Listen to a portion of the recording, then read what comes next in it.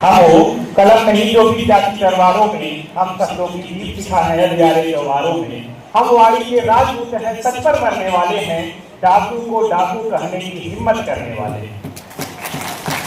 सामाजिक न्याय की पाठशाला और हाथी के समाज की मुखर आवाज आदरणीय लक्ष्मण भैया, मैं कहता हूँ डॉक्टर लक्ष्मण यादव भैया और महिला सिंह सेवा कार्यकारिणी के सदस्यगण, राष्ट्रीय क्रांति अक्षर के और सभागार में उपस्थित बलिया जनपद के विभिन्न क्षेत्रों से आए हुए सम्मानित अग्रज, आप सबको जय भीम, जय संविधान।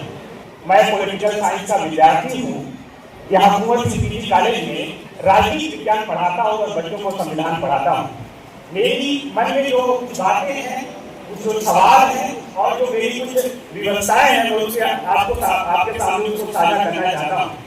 पहले हम लोगों ने शपथ लिया है, संविधान की वह प्रस्तावना है जिसका हम लोगों ने शपथ लिया, जहां से हम लोग शुरुआत कर रहे थे, हम भारत के लोग। यह जो दौर है बहुत मुश्किल दौर है, संक्रमण का दौर है, क्योंकि जो भारतीय समाज का, इस राज्य का एक महत्वपूर्ण जीवंत दस्तावेज है जिसे हम सामाजिक क्रांति का माध्यम कर सकते हैं, भारतीय संविधान उस पर संकट है।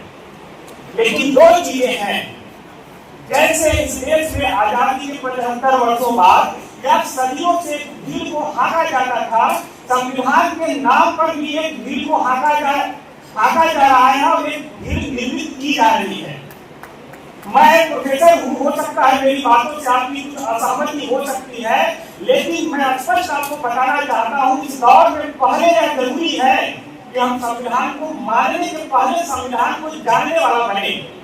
हमने अपने हजारों वर्षों के इतिहास में अपनी पीढ़ियों को इसलिए बर्बाद किया क्योंकि हम लोगों ने अपनी पूरी पीढ़ियों को मानने वाला बनाया, जानने वाला नहीं बनाया।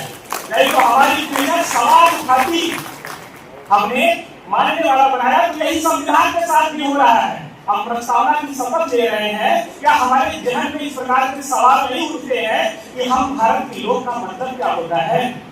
भूमि कहते हैं, न जन है न तंत्र है, यहाँ आदमी के खिलाफ आदमी का खुला हुआ षड्यंत्र है। उसका कारण यह है कि हम इन सारी चीजों को बहुत बेहतर तरीके से नहीं जान पाते हैं, न अपने घरों में इस प्रकार की व्यवस्थाएं करते हैं। एक तरीका यह है कि हम किसी भी समाज में जो शोषण हुआ है, जो अत्याचार हुआ है, एक समाज को उसका दोषी ठहराते हैं। यह बिल्कुल सही तरीका है, मैं इससे सहमत होता हूँ। लेकिन हमें यह भी समझना होगा कि हमारी बुद्धि और कायरता भी कहीं न कहीं है, उस पर भी सवाल उठाने की जरूरत है। आज 75 वर्षों बाद पाखंड बढ़ता चला जा रहा है और मैं बलिया में 5 वर्षों से हूँ। मैं कहता हूँ तो लोगों को बुरा लगता है, लेकिन मैं फिर उसी बात को दोहराता हूँ। इस जनपद में मैं 5 वर्षों से हूँ। मैं देश के जितने जनपदों में गया हूँ, इतना ज्यादा पाखंड मुझे किसी जनपद में नहीं दिखता।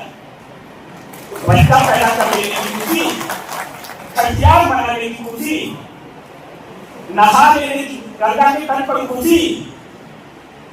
अभी एक बच्ची ने बलिया के नाम से नाम किया कि मैंने बधाई दिया, बहुत अच्छी बात, लेकिन वो भोजपुरी नहीं बोल पाती। बाकी बलिया के लोगों ने पर्चा कराया कि बलिया की बेटी है। जो मैं देख पाता हूँ, हकीकत से आपको रूबरू कराना चाहता हूँ कि आपकी बेटियां, यहाँ की बेटियां, हमारी बेटियां माथे पर महादेव लगाकर कहा रही हैं और हम लोग क्लास में इंतजार कर रहे हैं। इन सारे सवालों पर आपको बात करनी होगी।